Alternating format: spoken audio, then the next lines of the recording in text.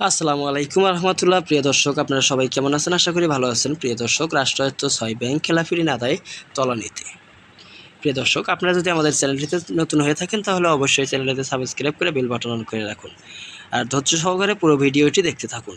মোট খেলাপি ঋণ 1,46,407 কোটি টাকা, জনতা ব্যাংক ৭০,845 কোটি টাকা, অগ্রণী ব্যাংক 29,720 কোটি টাকা, সোনালী ব্যাংক 19,91 কোটি টাকা, রূপালী ব্যাংক 17,122 কোটি টাকা, বেসিক ব্যাংক 8 কোটি টাকা এবং বিএল ব্যাংক 980 কোটি টাকা। প্রিয় দর্শক, 2024 সালে গণঅভ্যুত্থানে আওয়ামী লীগের সরকারের পতনের পর 6টি ব্যাংক খেলাপি ঋণ হু হু করে বাড়ছে।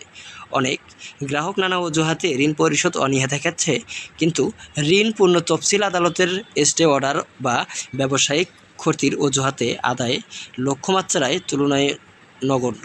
জুন থেকে ব্যাংক খাতে খেলাপি ঋণের পরিমাণ 9 লক্ষ কোটি টাকা ছাড়িয়ে গেছে। অগ্রণী, জনতা, সোনালী ও রূপালী ব্যাংকের শীর্ষে 20 খেলাপির কাছ থেকে আদায় হয়েছে লক্ষ্যমাত্রার মাত্র 5%। কেন্দ্রীয় ব্যাংক কঠোর নজরদারিতে বাড়িয়েছে, তবে আদায় এখনও সীমিত। নথিপত্র অনুযায়ী চলতি বছরের প্রথম মাসেই রাষ্ট্রায়ত্ত অগ্রণী, জনতা ও সোনালী, রূপালী ব্যাংকের শীর্ষ 20 খেলাপি গ্রাহকের কাছে বকেয়া অর্থের পরিমাণ 31,908 কোটি টাকা।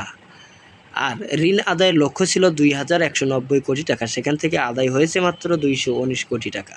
আদায়ের হার লক্ষ্য মাত্রার তুলনায় মাত্র 5.5%। কেন্দ্রীয় ব্যাংকের ঊর্ধ্বতন কর্মকর্তারা বলেন, খেলাপি ও অবলোকনীকৃত ঋণ আদায়ের বিষয়ে কেন্দ্রীয় ব্যাংকের সঙ্গে কেন্দ্রীয় রাষ্ট্রায়ত্ত ব্যাংকগুলোর বার্ষিক কেন্দ্রীয় ব্যাংক এসব ঋণ আদায়ের সব সময় ব্যাংকগুলোকে পর্যবেক্ষণ করে রেখেছে, কিন্তু খেলাপিরা আদালতে যেতে আগ্রহী দেখাচ্ছে না। ঋণ পরিশোধে তাদের আগ্রহ নেই বললেই চলে। সরকারি ব্যাংকের ঋণ নিয়ে অনেকেই দানের অর্থের মতো খেয়ে ফেলে। পরিসংখ্যান বলছে, মাস শেষে খেলাপি ঋণ ছিল 4,20,000 কোটি টাকা। জুন শেষে তা দাঁড়িয়েছে 6 লক্ষ কোটি টাকায়। 3 লক্ষ কোটি টাকার অদৃশ্য খেলাপি রয়েছে। সব মিলিয়ে খেলাপি ঋণের পরিমাণ দাঁড়িয়েছে 9 লক্ষ কোটি টাকা, যা মোট ঋণের প্রায় 50%। অগ্রণী ব্যাংকের ব্যবস্থাপনা পরিচালক আনোয়ারুল ইসলাম বলেন, আদায়ে জোরদারের মাধ্যমেই খেলাপি ঋণ কমানোর চেষ্টা চলছে। এই মধ্যে খেলাপি ঋণের লক্ষ্যের বড় একটি অংশ আদায় হয়েছে। আমরা খেলাপি ঋণ আদায়ের কাজ করে যাচ্ছি, কিন্তু খেলাপিরা একের পর এক অজুহাত দেখাচ্ছে।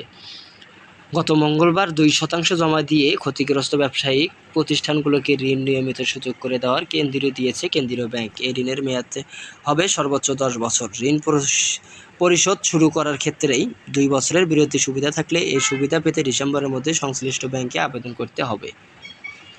অ্যাসোসিয়েশন অব ব্যাংকার্স বাংলাদেশের সাবেক চেয়ারম্যান আনিস খান বলেন, দেশের ভালো ব্যবসায়ীদের অনেকে ভুগছেন, তাদের ঋণ খেলাপি হয়ে পড়েছে। এখন নির্বাচন হবে, এই জন্য অপেক্ষা করেছেন। কেউ কেউ পালিয়েছেন, আবার কেউ জেলে আছেন।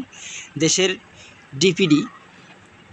জিডিপি ও কর্মসংস্থানের ভূমিকা রাখতে পারেন এমন ব্যবসায়ীদের জন্য এই সুবিধা প্রয়োজন ছিল। বাংলাদেশ ব্যাংকের সর্বশেষ তথ্য বলছে, বাংলাদেশ ব্যাংকের অর্থ ঋণ আদালতের মামলায় আটক 1,78,000 কোটি আর অবলোপন করা প্রায় 80,000 কোটি টাকা। পাশাপাশি আদালতের স্টে অর্ডারে আটকা পড়েছে 60,000 কোটি টাকা। বাংলাদেশ ব্যাংকের মুখপাত্র ও নির্বাহী পরিচালক আরিফ হোসেন খান বলেন, ইচ্ছাকৃত খেলাপি ঋণ অবশ্যই আলাদা। ব্যাংক কোম্পানি আইনে তা নির্দিষ্টভাবে পৃথক করার বিধান রয়েছে। খেলাপি ঋণের কাছে অর্থ আদায়ের কঠোর কেন্দ্রীয় ব্যাংক।